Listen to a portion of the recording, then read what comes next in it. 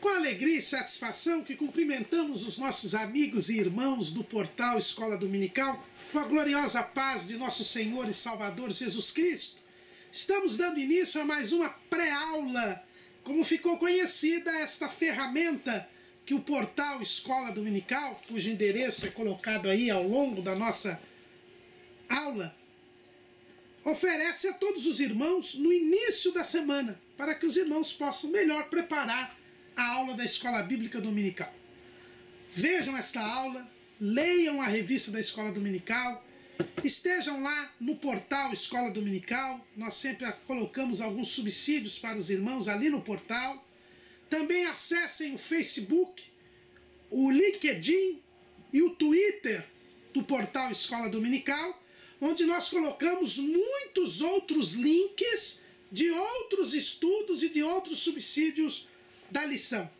E no sábado à noite, às 19 horas, horário de Brasília, se não tivermos problemas técnicos, estaremos transmitindo a aula e o irmão poderá ter a interatividade, tirar as suas últimas dúvidas para ter uma aula abençoada no domingo, onde o irmão deverá comparecer à Escola Bíblica Dominical. Escola Bíblica Dominical não é essa aula, não é o portal. Escola Bíblica Dominical não é a aula ao vivo que nós transmitimos. Escola Bíblica Dominical é você na sua sala, na sua classe, lá na igreja, no domingo.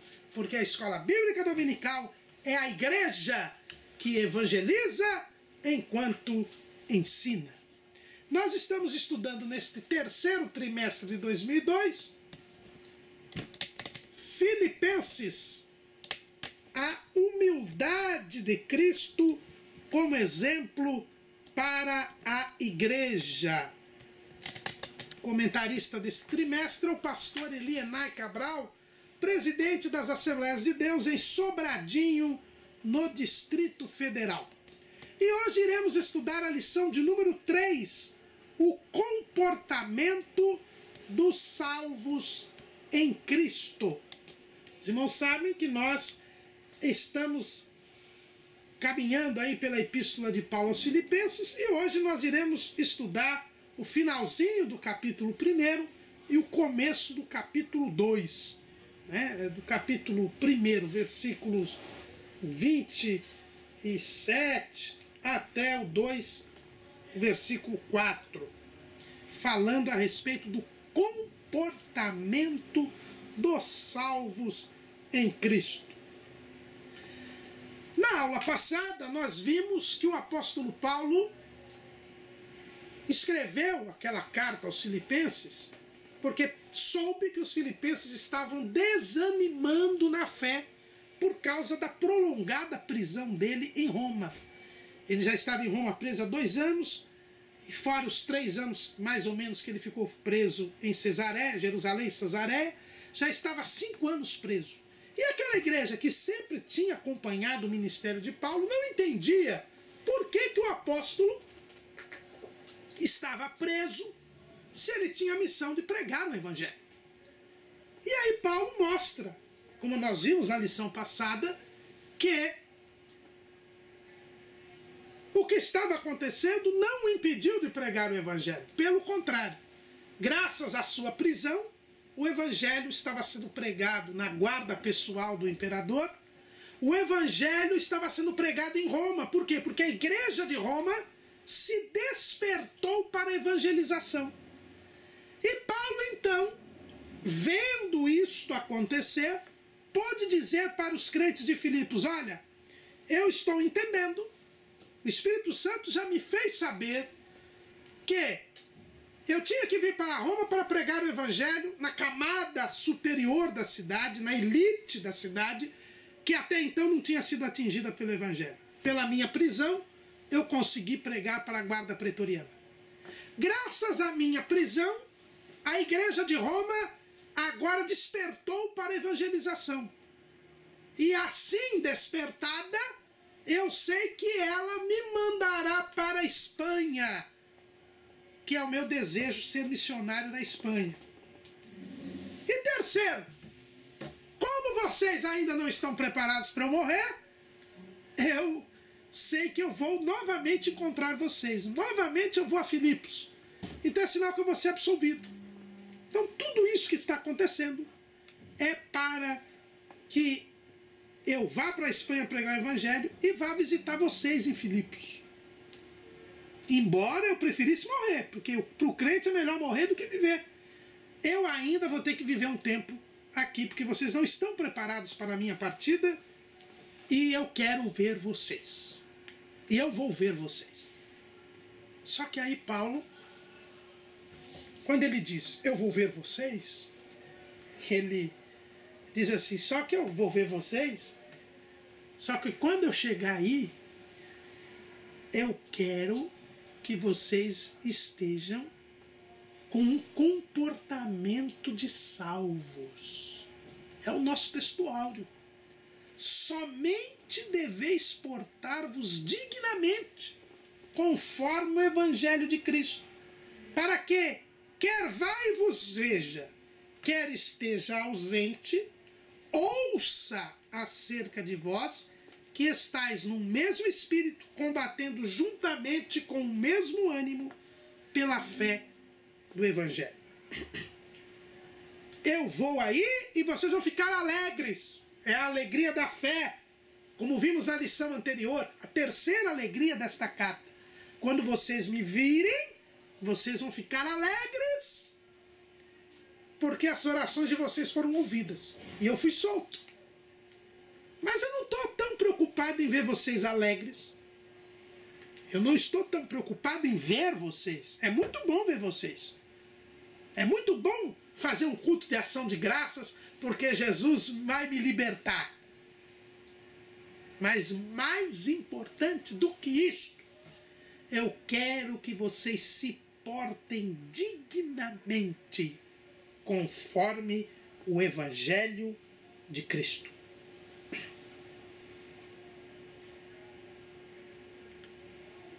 De cara, nós vamos perceber o seguinte, irmãos, que Paulo não queria encontrar a igreja de qualquer jeito, de qualquer maneira. Paulo nos ensina aqui que crente tem um porte, tem uma maneira de ser, tem uma maneira de viver. Ele tem que ter um porte digno conforme o Evangelho de Cristo. Mas tem gente por aí hoje em dia que diz que Deus só quer o coração. Que tanto faz o que você faz, diz, fala, tanto faz como fez, quanto você vive. Deus não está olhando para isso. Não é o que Paulo nos ensina. Nós temos que ter um comportamento. O crente tem um jargão por aí, eu não gosto desses jargões, mas tem um jargão por aí que diz assim, o crente deve fazer a diferença. Eu não gosto muito desse jargão. Eu digo que o crente tem que ser diferente. Ser diferente é muito mais do que fazer a diferença. E é o que Paulo está dizendo aqui. Vocês somente devem se portar dignamente conforme o Evangelho de Cristo. Existe um porte, um comportamento que é diferente dos outros.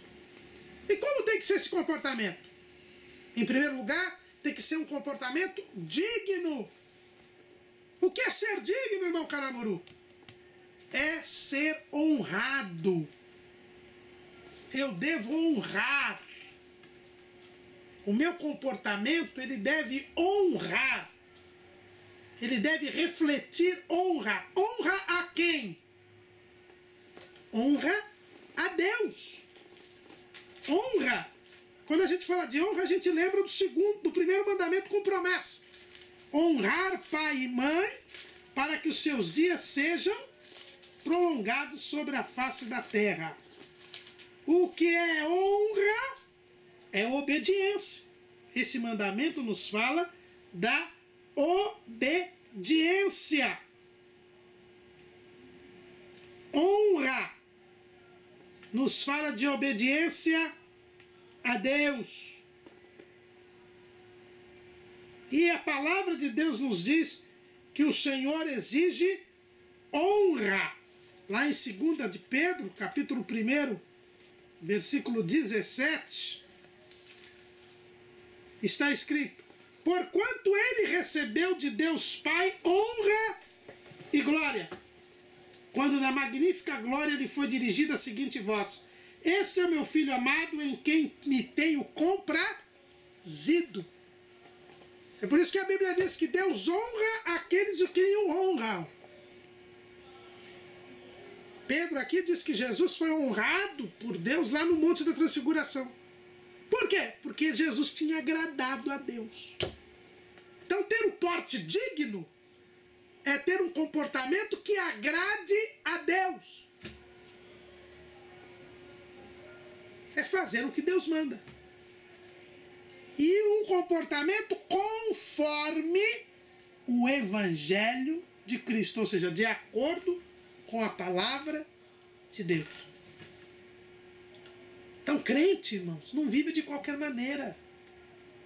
Crente, ele tem que honrar a Deus, fazer o que Deus manda, seguir a palavra de Deus. Eu não estou aqui para agradar a homens, eu estou aqui para agradar a Deus. É o que Paulo escreve lá em Gálatas, capítulo 1, versículo 10. Porque persuado eu agora a homens ou a Deus? Ou procuro agradar a homens? Se estivesse ainda agradando aos homens, não seria servo de Cristo. Mas faço-vos saber, irmãos, que o evangelho que por mim foi anunciado não é segundo os homens. Paulo diz: eu vou ver vocês de novo, crentes de Filipos. Só que eu quero, quando eu chegar aí, encontrar uma igreja que agrade a Cristo, que não agrade aos homens, que não viva segundo os homens, mas que viva segundo a palavra de Deus. E, irmãos, se Paulo fosse visitar muitas igrejas hoje, ele ia ficar triste, porque ele ia encontrar muitos crentes que não têm um porte digno conforme o Evangelho de Cristo, que não se comportam de acordo com a palavra, que não procuram agradar a Deus, mas que estão querendo agradar aos homens. Nos dias difíceis que nós estamos vivendo, existem muitas coisas que o mundo quer impor para a igreja. E muitos crentes estão cedendo a isto. Por exemplo, já existem crentes que nem falam mais de homossexualismo. É porque, você sabe, né? O povo aí está dizendo da discriminação, então sumiu o assunto, não fala mais. Ele está tendo um comportamento digno segundo o Evangelho de Cristo? Segundo o Evangelho de Cristo, não. Tem gente que já não fala mais de certas coisas para não desagradarem aos homens. Tem gente que não fala mais sobre vestimenta. Ah, não, isso aí é coisa do passado, isso aí, usos e costumes. Irmãos, a Bíblia fala disso. A Bíblia diz que nós temos que nos vestir com decência, com modéstia. Que nós temos que ter um porte digno, segundo, conforme o Evangelho de Cristo. E sabe qual é o resultado disso? É que muitos crentes são iguais aos mundanos. Falam, vestem-se, agem, têm princípios e valores iguais aos do mundo. Mas não era isso que Paulo esperava ver na igreja de Filipos.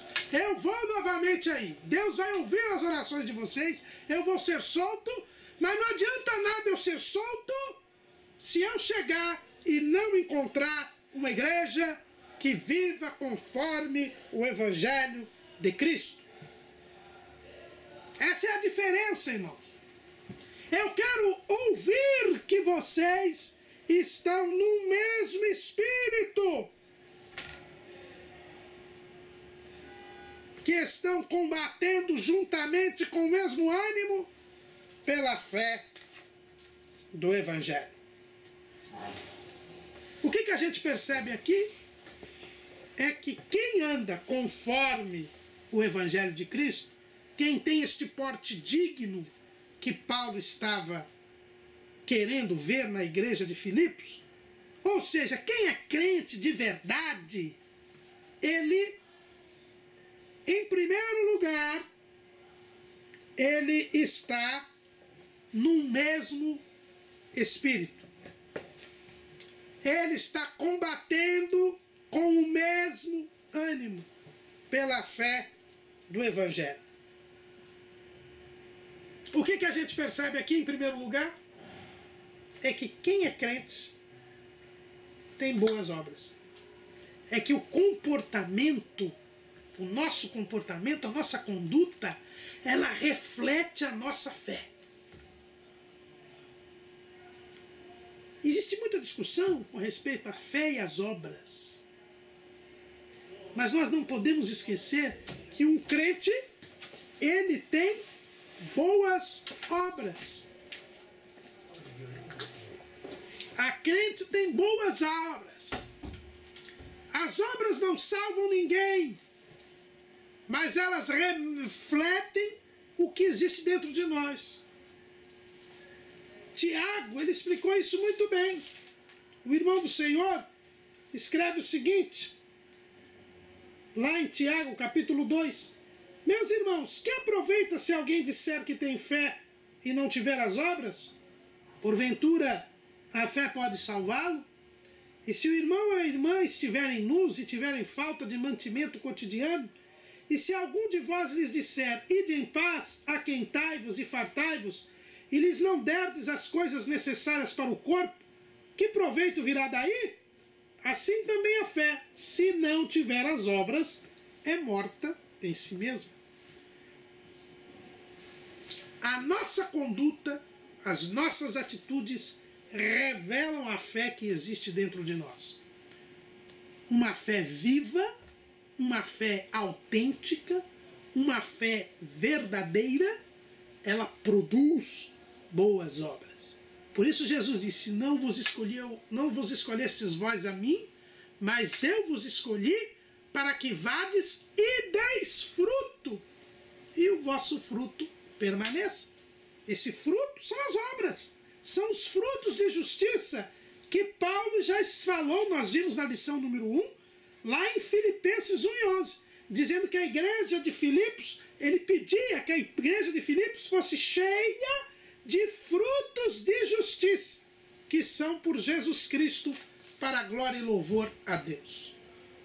Então, quando Paulo fala de comportamento, ele fala de uma igreja que tem boas obras. E a igreja de Filipos tinha boas obras, porque a fé daquela igreja estava baseada, concretizada em obras, em frutos de justiça. Mas tem uma outra coisa. Uma igreja que tem um comportamento digno conforme o Evangelho de Cristo, ele é uma igreja, primeiro, que tem boas obras. Por isso que o seu comportamento é digno. Mas tem uma outra coisa. É um comportamento que entra em choque com o mundo. Veja aqui o que diz o apóstolo. Combatendo juntamente com o mesmo ânimo pela fé do Evangelho. Existe um combate. Quem vive de acordo com o Evangelho de Cristo está em luta contra o mundo. É por isso que quando Jesus disse, para que vades e deis fruto e o vosso fruto permaneça, ele diz assim, logo em seguida: o mundo vos aborrece. Se fosseis do mundo, o mundo amaria o que é seu. Mas porque não sois do mundo, antes eu vos escolhi do mundo, por isso é que o mundo vos aborrece. João 15, leia do 16 até o 19. Jesus diz, é bem claro. Quando eu chamei vocês, eu chamei para que vocês tenham um comportamento digno, para que vocês tenham frutos de justiça. Mas no momento em que vocês produzem frutos de justiça, vocês estão em afronta com o mundo. Porque o mundo está no maligno. Porque o mundo é de injustiça. E não há comunhão entre a luz e as trevas. Por isso, quando eu encontrar vocês, ou se antes de eu encontrar vocês, quando eu ouvir falar de vocês, eu quero ouvir que vocês estão combatendo pela fé do Evangelho. Vocês estão em luta contra o mundo. Porque é impossível que alguém que agrade a Cristo, alguém que tenha um comportamento digno conforme a fé do Evangelho, conforme o Evangelho de Cristo, esteja de bem com o mundo, esteja em paz com o mundo, esteja em trégua com o mundo. Sempre estará em combate com o mundo. Por quê? Porque nós não somos Maria vais com as outras. Nós não vivemos como o mundo. Nós estamos em direção contrária ao mundo. Paulo explica isto muito bem na carta aos Efésios. Lá na carta aos Efésios, que ele também escreveu na prisão. Então, às vezes, durante esse trimestre, nós vamos falar da carta aos Efésios, da carta aos Colossenses. Por quê? Porque são pensamentos que estão na carta aos Filipenses, que são repetidos nestas cartas que foram escritas na mesma época. Então, uma carta explica a outra, como a Bíblia. Não é? Porque a Bíblia ela é uma unidade justamente porque ela é explicada por ela mesma. E lá em Efésios capítulo 2, diz o que Paulo, veja o que Paulo fala em Efésios 2.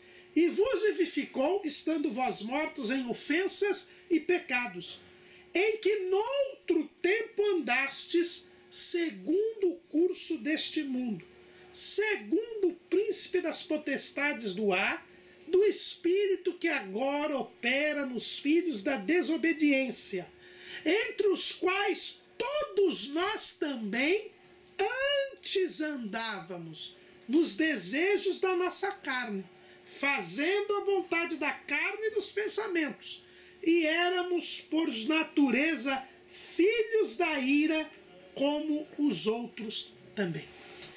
O que Paulo está dizendo aqui? E quando nós cremos em Jesus, quando nós somos salvos, nós passamos a ir em caminho contrário. Nós navegamos contra a correnteza, contra a maré. Nós não vamos como os outros. Nós estamos na contramão.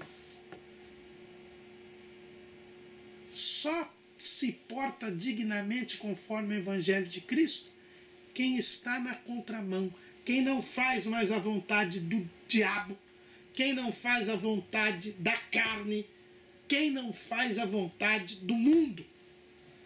Se você vive como os outros, se você faz tudo que os outros fazem, se você pensa como os outros pensam, se você age como os outros agem, é porque você ainda não foi salvo. Ou, uma vez salvo, perdeu a salvação. É o que Paulo está dizendo. Quando eu chegar aí em Filipos, eu quero ver uma igreja de salvos. E o comportamento dos salvos é contrário ao comportamento do mundo. Tanto que eles estão sempre em combate.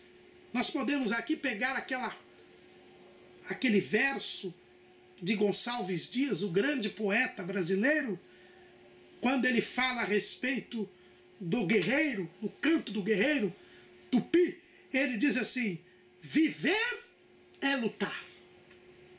Para o guerreiro índio, A vida era uma luta, dizia Gonçalves Dias.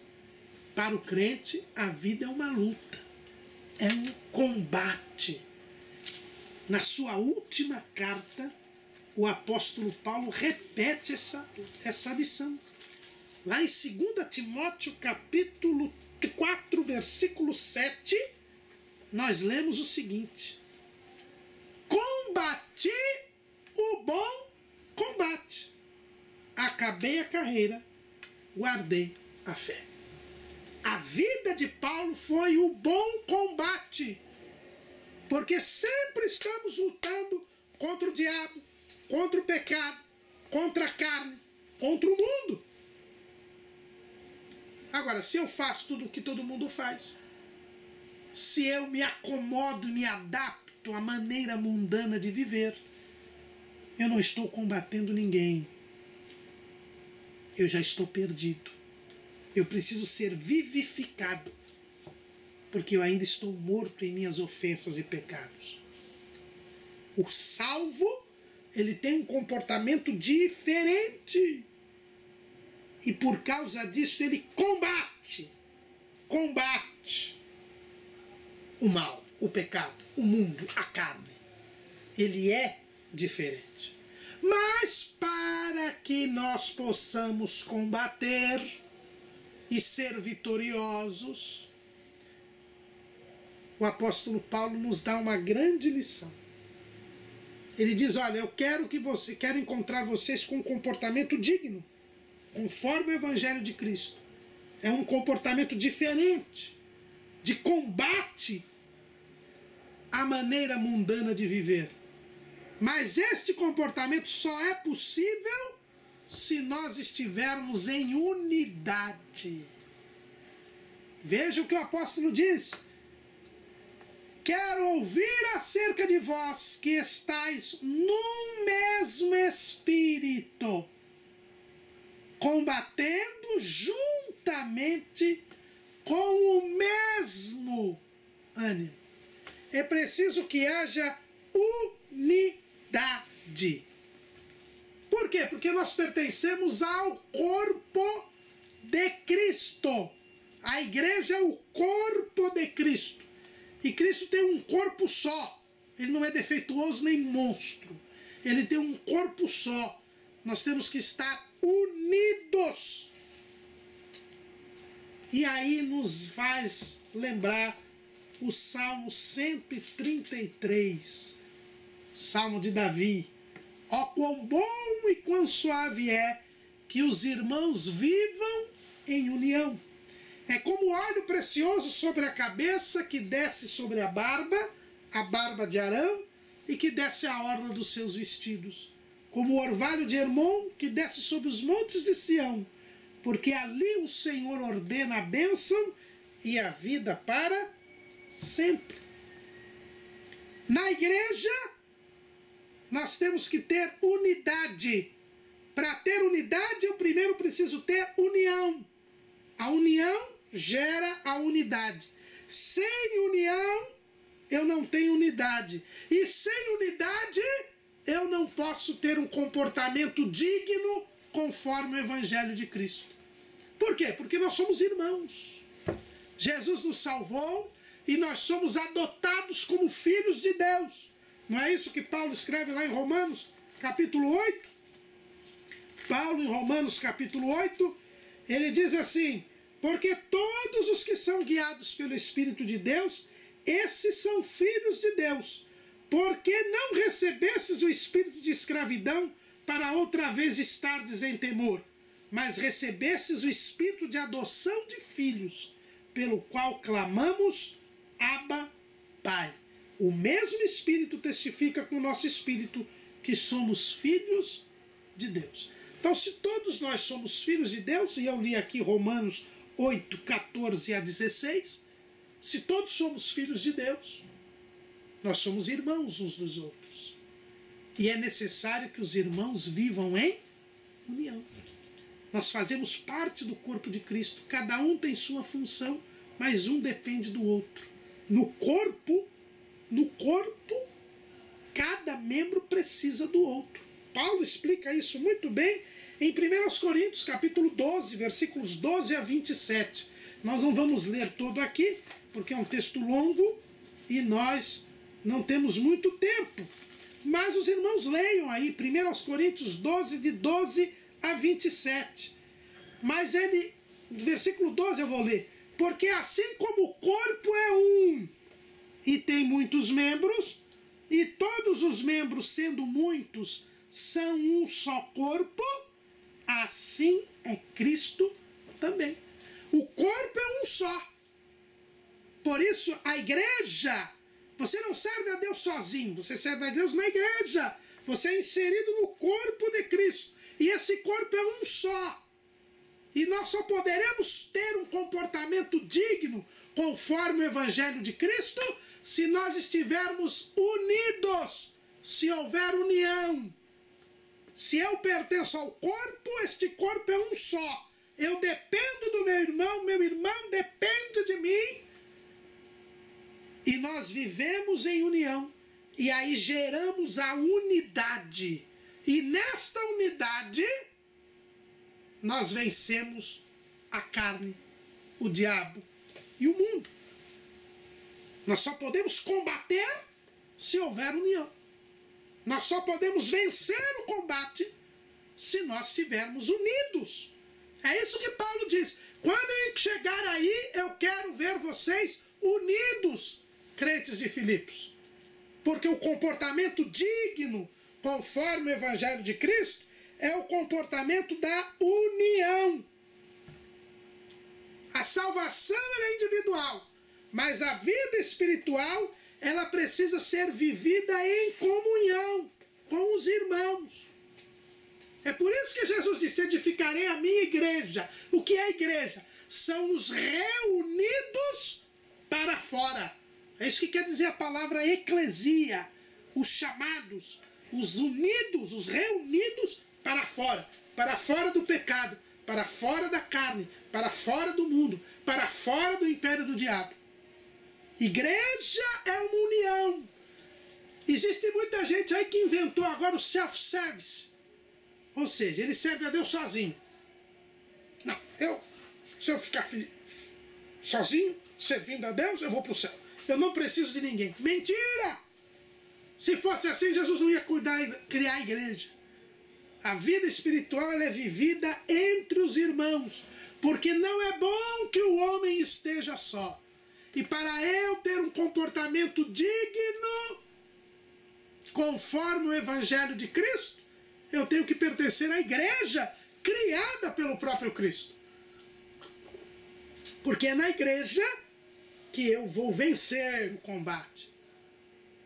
É na igreja que eu vou fazer o meu papel. E todos unidos terão a bênção de Deus. Os irmãos têm que viver em união. Por quê? O salmista ele diz, só na união é que o Espírito Santo pode atuar. Ó, quão bom e quão suave é que os irmãos vivem em união. É como o óleo precioso que desce sobre a cabeça, que desce sobre a barba de Arão, e que desce a orla dos seus vestidos. Quem é Arão? O primeiro sumo sacerdote. Então Arão simboliza o sumo sacerdote. Quem é o nosso sumo sacerdote? Jesus. E a Bíblia diz então que a união, os irmãos viverem em união, é como o óleo precioso, o óleo da unção, que simboliza o Espírito Santo, que era colocado na cabeça do sumo sacerdote quando ele era ungido, e escorria o óleo pela barba do sumo sacerdote e caía até a orla do seu vestido. Ou seja, o óleo estava da cabeça aos pés. Quando há união, o Espírito Santo, ele vem sobre o corpo do sumo sacerdote. Qual é o corpo do sumo sacerdote? Quem é o sumo sacerdote? Jesus. Quem é o corpo do sumo sacerdote? A igreja. O Espírito Santo ele tem que estar da cabeça aos pés. Mas para isso o corpo tem que estar unido. Sem união, o Espírito Santo não atua. A união é necessária para a atuação do Espírito Santo. E aí vem o simbolismo da ceia do Senhor, que é a reunião mais solene da igreja. Por quê? Porque na reunião da ceia, nós mostramos o que é a vida espiritual. Nós mostramos o que é a vida espiritual. Por quê? Porque nós participamos do pão. O pão é partido. O pão fala das partes. Quem são as partes? São os crentes.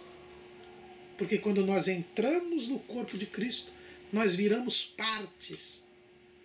É o que Paulo escreve lá em 1 Coríntios, nesse texto que eu já falei para os irmãos. No capítulo 12, no versículo 27, ele diz assim: ora, vós sois o corpo de Cristo e seus membros em particular. Ou seja, cada um de nós é uma parte do corpo de Cristo. É por isso que aquele pão é partido para simbolizar que nós somos as partes. O pão fala da nossa comunhão uns com os outros. E o sangue, o vinho que representa o sangue, o que diz o sangue? E o sangue de Jesus Cristo nos purifica de todo o pecado. Nos fala da nossa comunhão com Deus. Então na ceia nós vimos que a igreja, o que é? É aquele que tem comunhão com Deus, lavado pelo sangue de Jesus, mas que também tem comunhão com os irmãos, que está unido, porque ele é apenas uma parte do corpo de Cristo. Só está em comunhão e só tem parte com Jesus aquele que está em comunhão com Deus e com os irmãos. Isto que é a união. E sem união, diz Paulo aos Filipenses, vocês não podem combater pela fé do Evangelho. Vocês não têm condições de lutar. Porque a Bíblia diz, o próprio Jesus disse, é a minha igreja que vai prevalecer sobre as portas do inferno. Ele não disse, é você, Pedro, é você, João, é você, Tiago, é você, André, que vão prevalecer contra a igreja. Não, é a igreja. É a igreja que vai prevalecer contra as portas do inferno. Então nós temos que estar em comunhão com os irmãos e com Deus. Nós temos que participar desta união. Sem ela, não há como prevalecer. E Paulo, escrevendo aos Efésios, ele explica essa união. Lá na Epístola aos Efésios, no capítulo 4, ele diz assim, rogo-vos eu, o preso do Senhor, vocês estão vendo? Que a Epístola aos Efésios é da mesma época da Epístola aos Filipenses, ele estava preso. Que andeis como é digno da vocação com que fostes chamados. Está vendo? É a mesma ideia aqui de Filipenses. Vocês têm que ter um andar digno, um comportamento digno, de acordo com o seu chamado. Com toda humildade e mansidão, com longanimidade, suportando-vos uns aos outros, em amor, procurando guardar a unidade do Espírito, pelo vínculo da paz. Esse Espírito que cai, como a gente viu no Salmo, da cabeça aos pés, nós temos que conservar esse Espírito. Para isso eu tenho que estar em união, para gerar a unidade. A união gera a unidade. Porque há um só corpo, um só Espírito, como também fostes chamados em uma esperança da vossa vocação, um só Senhor, uma só fé, um só batismo, um só Deus e Pai de todos, o qual é sobre todos e por todos e em todos. Mas a graça foi dada a cada um de nós, segundo a medida do dom de Cristo. Então, cada um de nós tem que ter a salvação. Mas a unidade exige que nós tenhamos um só corpo, um só Espírito, uma só esperança da vocação, uma só fé, um só batismo, um só Senhor e Pai de todos. Será que nós vivemos essa unidade, irmãos? Ou nós estamos dividindo, causando divisões por invejas, por porfias, por vaidades, por desejo de poder, criando divisões? Irmãos, nós temos que tomar cuidado. Quem é contra a unidade não tem o Espírito. Quem diz isso é Judas, o outro irmão de Jesus. Judas, versículo 19. Estes são os que causam divisões sensuais, que não têm o Espírito. Quem tem o Espírito Santo batalha pela união, pela unidade. Tem um comportamento digno conforme o Evangelho de Cristo. Ele busca a unidade, ele busca a união. Ele não causa divisões, ele não causa contendas. Ele luta contra o mal. Ele luta contra o pecado. Ele luta contra o diabo, contra a carne, contra o mundo. Mas não luta com o irmão. Existiam aqueles falsos pregadores que nós vimos na lição anterior. Eles lutavam contra Paulo. Por quê? Porque eram pregadores fingidos. Não eram salvos. Não tinham o Espírito. Agora, o verdadeiro crente, aquele que tem um comportamento digno conforme o Evangelho de Cristo, ele luta pela unidade, pela união. Ele não luta contra o irmão, mas ele luta pela fé do Evangelho. Por quê? E voltamos ao Salmo 133. Porque ali o Senhor ordena a bênção e a vida para sempre. Quando há unidade, o Espírito Santo está na vida do crente, da cabeça aos pés, no corpo, no único corpo que é o corpo de Cristo. E ele traz refrigério, porque diz que é como o orvalho de Hermon que desce sobre os montes de Sião. O orvalho de Hermon Hermon é o Monte Hermon, que fica ali perto da nascente do Rio Jordão, ali no norte de Israel, e é um monte alto, e ali a temperatura, ali como ele é alto, ali tem o ar frio, e é o orvalho de Hermon que dá nascimento ao Rio Jordão. Ele traz um refrescor para aquela região desértica. É dali que vem uma nascente do Rio Jordão. E é aquela massa de ar que é formada no Hermon que causava aquelas mudanças de tempo no mar da Galileia, que dava aquelas tempestades, né, repentinas, porque é o encontro de ar frio com ar quente ali. Mas o orvalho de Hermon, ele traz o refrescor no clima de Israel. O refrigério de Cristo, o consolo do Espírito Santo, ele vem na igreja que está em união.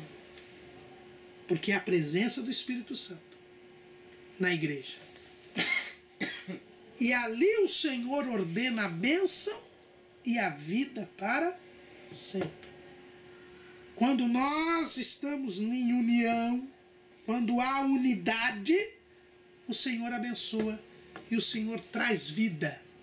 Almas são salvas, crentes são renovados, o poder de Deus desce quando há união, quando há unidade. É interessante, irmãos, que o apóstolo Paulo fala a respeito disso para a igreja de Filipos. Ele queria encontrar uma igreja unida. Mas então, se a igreja é unida, irmão Caramuru, é só bênção. Não tem problema nenhum. A igreja, quando está em união e unidade, não tem dificuldade, não tem problema, é só bênção. Não. Olha o que diz o apóstolo Paulo, no versículo 28 de Filipenses. E em nada vos espanteis dos que resistem. o que para eles, na verdade, é indício de perdição, mas para vós de salvação, e isto de Deus. Quando nós estamos unidos em comunhão com os irmãos e em comunhão com Deus, nós estamos em combate contra o mal. E haverá aqueles que vão resistir à ação de Deus. Uma igreja unida não é uma igreja sem problemas. Ao contrário, é uma igreja que vai chamar para si a resistência. Existem os que resistem. Por que eles resistem? Porque eles são fingidos. Que nem esses pregadores aqui de Roma, que eram fingidos, que tinham inveja, porfia, falsos irmãos. Não podemos nos iludir, irmãos. Quando nós estamos em comunhão com Deus, e em comunhão com Cristo, e com a igreja, aparecem a resistência. Existem os que resistem, disse o apóstolo Paulo. E esses que resistem mostram para nós que eles estão se perdendo. Por que eles resistem? Quando você começar a trabalhar, quando a igreja estiver unida, vai aparecer um grupinho que vai resistir. É para você desanimar? É para você parar? Não. Esse grupo vai se manifestar como um discernimento, para você saber quem é de Deus e quem não é que está no meio da sua congregação. É o que Paulo diz, vai aparecer aqueles que vão resistir. Mas se eles resistem, é porque é um indício, é uma prova de que eles estão se perdendo, que eles são joio no meio do trigo. Mas para vocês é uma prova de que vocês são salvos. Existe a resistência do lado de fora do mundo, dos incrédulos, que geram a perseguição à igreja, mas tem a resistência do lado de dentro, dos falsos irmãos, dos fingidos. Então, a união, a unidade, a presença do Espírito Santo na igreja chama resistência. Não se iluda, meu irmão. Vão sempre resistir. E quando vier a resistência, combata. Por isso que Paulo diz, com o mesmo ânimo pela fé do Evangelho, combatendo juntamente com o mesmo ânimo pela fé do Evangelho. Quando vier a resistência, quando os incrédulos, quando os falsos crentes estiverem querendo desanimar o nosso combate pela fé do Evangelho, continue, combata, não recue, lute pelo Evangelho de Cristo, pregue a palavra, busque a presença de Deus, busque o poder de Deus. Quanto mais resistência vier, mais é uma prova de que você é um salvo.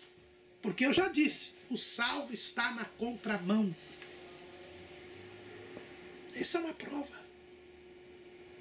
Eu disse aqui no esboço que a resistência é um atestado de autenticidade da nossa fé. Quando você precisa levar uma cópia de um documento, às vezes exigem que a cópia seja autenticada.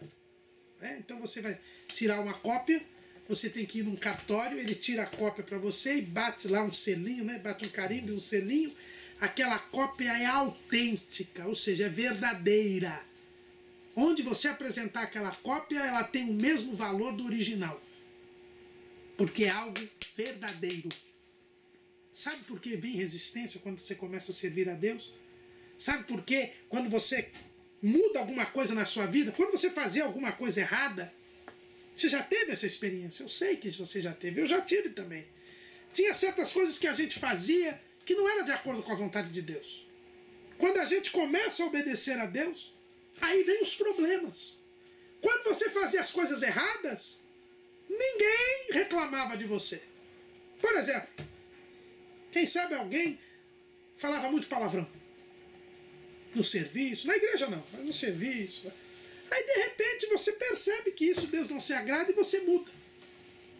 Aí lá no seu serviço o pessoal começa a falar mal de você porque você não fala mais palavrão. Então você fala, mas escuta, quando eu vivia errado aqui ninguém falava nada, agora que eu estou fazendo certo, é por isso mesmo. Porque o mundo nos aborrece. O mundo não quer saber de nós. É por isso mesmo.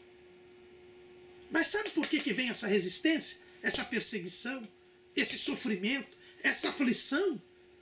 É como se Deus batesse um carimbo e pusesse lá uma autenticidade. Esse aqui é crente mesmo. Atestado de autenticidade da fé é a resistência contra nós. Lá em Lucas 6:26, Jesus nos ensina isso. Olha o que disse o Senhor Jesus. Ai de vós, quando todos os homens de vós disserem bem, porque assim faziam seus pais aos falsos profetas. Jesus diz, quando todo mundo estiver falando bem de você, quando você estiver agradando todo mundo, ai de você, porque você está no mundo. Você não é um verdadeiro cristão. Mas quando vem essa resistência contra a sua maneira de viver, quando vem essa oposição pela sua maneira de se portar, isso é o atestado de autenticidade que Jesus está dando para dizer para você, meu filho, você está no caminho certo, porque o mundo está te aborrecendo. O que Paulo está querendo nos ensinar é que não existe vida cristã sem cruz, sem sofrimento, sem resistência. Olha o que diz Paulo. Porque a vós vos foi concedido em relação a Cristo, não somente crer nele, como também padecer por ele. Irmão, ser crente não é só crer em Jesus, é também sofrer por Jesus. Quando nós cremos em Jesus, nós entramos em comunhão com Ele. E a comunhão com Ele exige o nosso sofrimento com Ele. Paulo vai voltar a falar disto lá no capítulo 3, versículo 10. Numa lição futura, nós vamos falar um pouco mais sobre isso. Mas desde já, fique sabendo, quando eu entro em comunhão com Jesus, eu não entro em comunhão com Jesus só para ir para a glória com Jesus. Eu entro em comunhão com Jesus para sofrer com Ele também. Ele sofreu aqui neste mundo. Eu também vou sofrer. Pedro, escrevendo na sua carta, na sua primeira carta, capítulo 2, versículo 21, ele diz assim, porque para isto sois chamados, pois também Cristo padeceu por nós, deixando-nos o exemplo, para que sigais as suas pisadas. Pedro diz, eu e você fomos salvos, fomos chamados para sofrer, assim como Jesus sofreu. Irmãos, vida cristã não é uma vida sem cruz. A vida cristã nos leva para a glória. Se você creu em Jesus, você vai estar à direita do Pai, junto com Jesus. Jesus prometeu, lá no livro do Apocalipse, capítulo 3, versículo 21. Ao que vencer, lhe considerei que se assente comigo no meu trono, assim como eu venci e me aceitei com meu Pai no seu trono. É uma promessa gloriosa. Quem não quer sentar no trono de Jesus? Só que, olha o que Jesus diz. Ao que vencer, me considerei que se assente comigo no meu trono, assim como eu venci. Como foi que Jesus venceu? Assim quer dizer, da mesma maneira. Como foi que Jesus venceu? Passando pelo jardim do Getsemane, passando pela cruz do Calvário, para depois chegar no trono. Eu e você Vamos chegar ao trono, mas tem que passar pela agonia do jardim do Getsemane, tem que passar pela cruz do Calvário. Ser chamado para servir a Jesus, ser escolhido por Cristo, é ser chamado para sofrer, depois ser glorificado, mas primeiro sofrer. Mas tem muita gente hoje que quer ir para o trono direto, sem passar pela cruz. Só tem um jeito. No meu tempo de criança, tinha um apresentador de televisão chamado Chacrinha. E aí o cidadão ia lá, cantava bonito, ou fazia lá um malabarismo, e aí o Chacrinha perguntava, vai para o trono ou não vai? É a única maneira de você ir para o trono sem ir para a cruz, é só no programa do Chacrinha. Para o céu você não vai. Para o céu você não vai. Não há vida cristã sem cruz. Tendo o mesmo combate que já em mim tendes visto, e agora ouvis estar em mim. E Paulo diz, olha para mim, gente. Eu também estou indo para o céu. Mas eu não estou no trono ainda. Mas já fui preso, já apanhei, já quase morri. E estou aqui combatendo o bom combate. Então façam como eu. Passem as aflições, sofram como eu estou sofrendo. Porque nós vamos chegar lá. Mas não existe vida cristã sem combate. Mas esta vida de combate, esta vida de lutas, ela é uma vida árida. É só sofrimento? É só angústia? Paulo diz não. Eu sofro. Eu tenho que sofrer, porque eu fui chamado para sofrer por Cristo. Quem crê em Cristo sofre com Ele.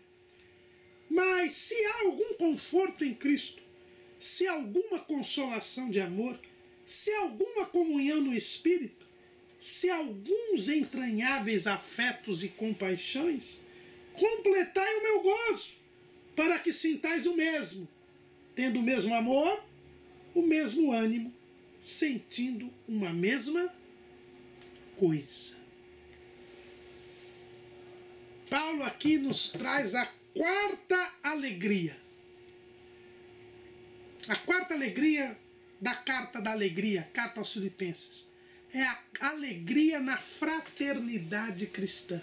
Irmãos, essa união, esta unidade, mesmo que ela traga resistência, ela nos traz uma alegria. Por quê? Porque todos nós percebemos que estamos agradando a Deus. E nesta alegria nós temos, e nesta participação nós temos alegria.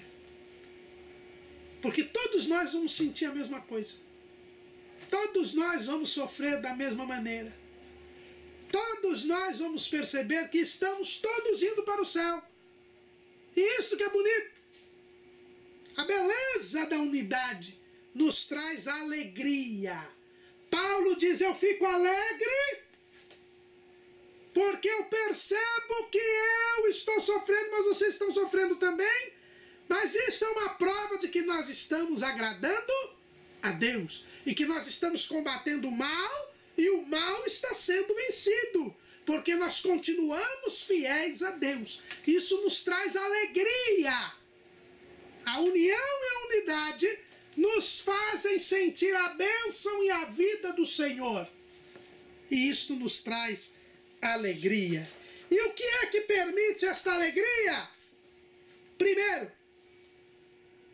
o conforto em Cristo. A palavra no original aqui para conforto quer dizer motivação. Cristo nos motiva. Cristo nos dá motivos para viver uma vida diferente do mundo. Para viver para Ele. Para agradar-lhe. Para obedecer-lhe. Porque Ele nos enriquece espiritualmente. Ele nos faz crescer espiritualmente, Ele nos traz paz, Ele nos traz amor, Ele nos traz alegria.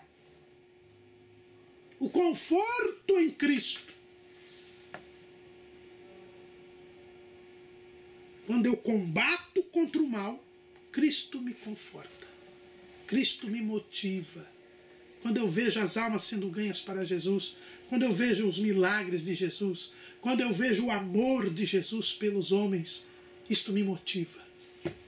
É por isso que eu fico alegre nesse combate. A consolação de amor. Jesus não nos deixou sós, Ele mandou o Espírito Santo. Ele é o Deus de toda consolação, nas dificuldades, nas aflições, na guerra contra o mal. Jesus está ao nosso lado, consolador, não se esqueça, a palavra consolador em grego quer dizer parakletos, quer dizer aquele que está ao lado. Jesus sempre está conosco, Ele não nos abandona, Ele não nos deixa. Por isso é que eu fico alegre na fraternidade cristã. Mas eu também tenho a comunhão no Espírito. Eu já falei disso. O Espírito Santo, ele nos coloca em comunhão. Nós estamos em comunhão com Deus e com os irmãos. Por isso que os irmãos se amam uns aos outros, se alegram uns aos outros, se suportam uns aos outros. Por quê? Porque existe a comunhão no Espírito. E eu sou guiado pelo Espírito. E se eu sou guiado pelo Espírito, ele testifica com o meu Espírito que eu sou filho de Deus. É aquele atestado de autenticidade. Paulo estava preso, mas isso era uma prova de que ele era filho de Deus. E por fim, eu tenho amor ao próximo. Os irmãos oram por mim, me ajudam, intercedem por mim, me consolam, me ensinam. Eu tenho esses entranháveis afetos e compaixões. É o que havia entre Paulo e a igreja de Filipos. É um afeto que vem de dentro. Uma compaixão que vem de dentro. Os irmãos são usados para orar por nós, para nos consolar, para nos trazer mensagens de Deus, para nos trazer ajuda financeira, para nos dar conselhos.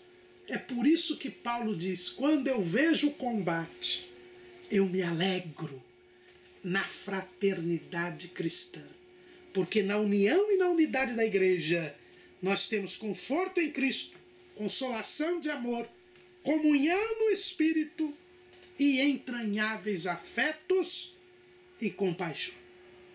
Mas para que eu não perca esta unidade,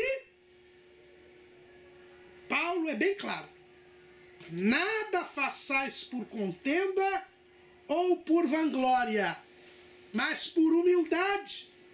Cada um considere os outros superiores a si mesmo. Não atente cada um para o que é propriamente seu, mas cada qual também para o que é dos outros.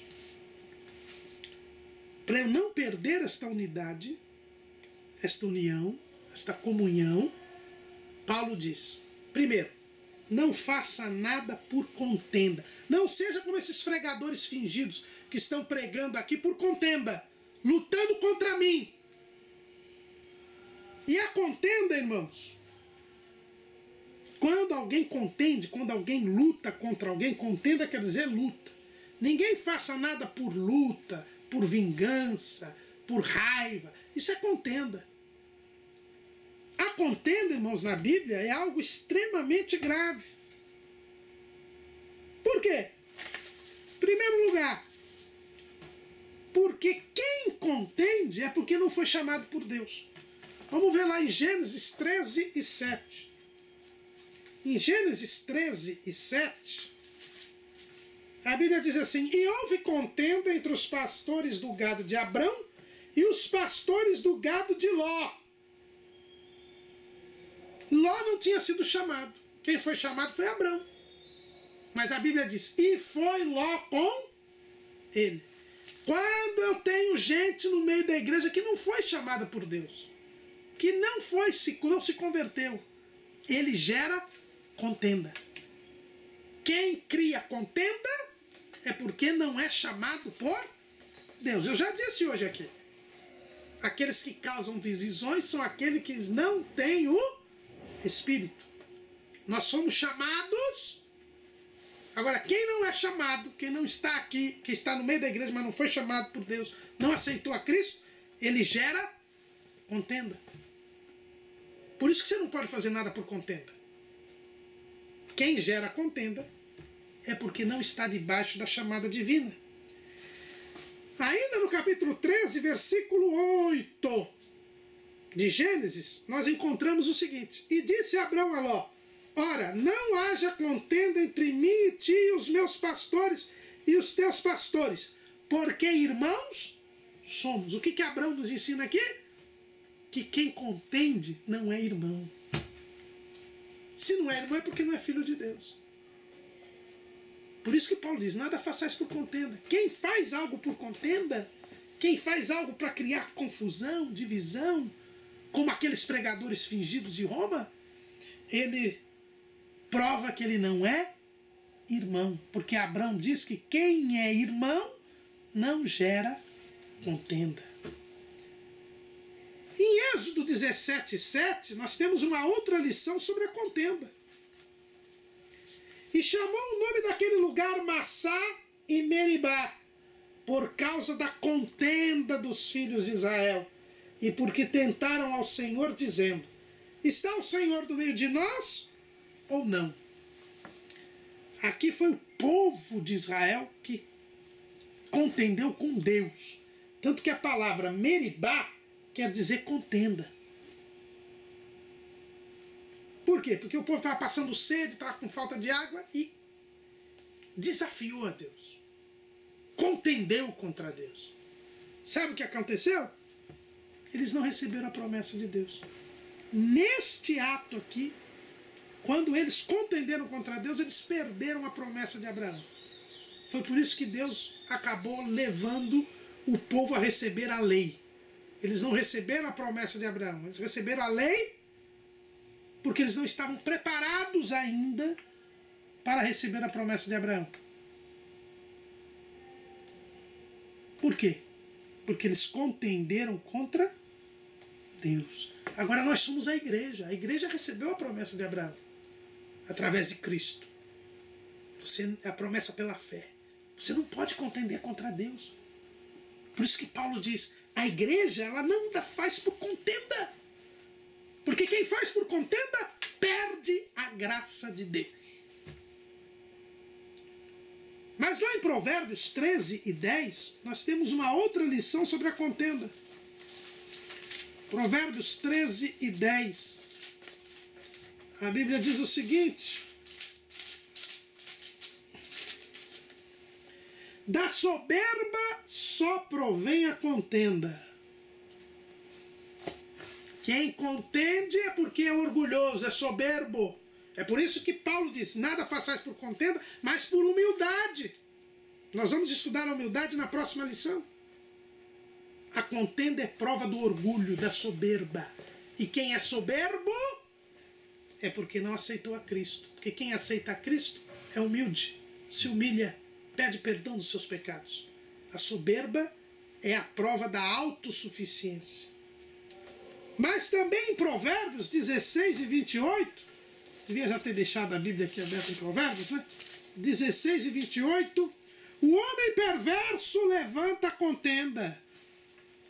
Quem gera contenda é porque ele é perverso. E em Provérbios 17:19, o que ama a contenda, ama a transgressão. Quem contende, quem gosta de briga, quem gosta de contender, é porque gosta de pecar. É um pecador. É alguém que ainda não é salvo. Por isso que Paulo diz, nada façais por contenda. Mas tem a última coisa aqui que vamos falar. Paulo também disse para que ninguém fizesse nada por vanglória. O que é vanglória? É a glória vazia, a glória deste mundo. É a glória que não existe. A única glória verdadeira é a glória de Deus. E para chegar à glória de Deus, eu tenho que passar pela cruz. Agora, quem quer a glória do mundo, ele quer uma glória vazia. Ele quer posição entre os homens. também não faz parte do corpo de Cristo. O apóstolo João, ele fala de algumas pessoas desse jeito. Lá no Evangelho segundo escreveu João, capítulo 12, versículo 42, ele diz assim: apesar de tudo, até muito dos principais creram nele, mas não o confessavam por causa dos fariseus, para não serem expulsos da sinagoga, porque amavam mais a glória dos homens do que a glória de Deus. Quem busca a vanglória não confessa Jesus, não quer agradar a Jesus, não quer viver como Jesus quer que ele viva. Ele fica enrustido. Ele até sabe que Jesus está falando a verdade, mas ele não faz o que Jesus manda, porque ele não quer perder a glória dos homens. Os principais dos sacerdotes, eles não queriam perder a posição que eles tinham na sinagoga. Eles seriam expulsos da sinagoga, porque todo mundo que estava aceitando a Cristo era expulso da sinagoga.